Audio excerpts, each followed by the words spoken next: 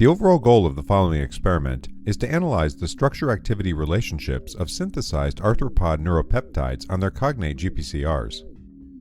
This is achieved by transfection of Chinese hamster ovary K1 empty cells with the desired GPCR expression vector to obtain stably transformed cell lines derived from a single cell.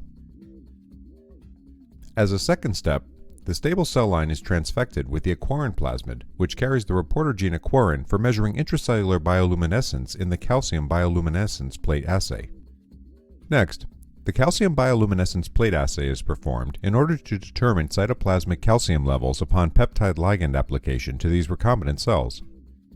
Results are obtained that show differences in bioluminescence units upon application of structurally different peptides or different peptide concentrations to the recombinant cells based on elicited intracellular calcium release as detected by the reporter aquarin in the plate assay. The main advantage of utilizing stably transformed clonal cell lines expressing recombinant GPCRs over transient expression protocols is that receptor expression levels are more uniform, allowing for consistency in results.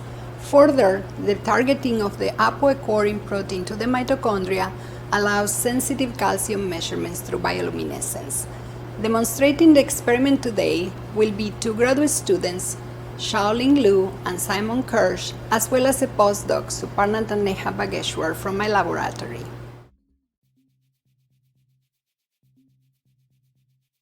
To establish stable cell lines, start by growing Chinese hamster ovary K1 empty cells at 37 degrees Celsius in a 5% carbon dioxide humidified incubator. Maintain the empty cells in growth medium with 1x antibiotic antimycotic. After the cells are growing healthily, seed the Chinese hamster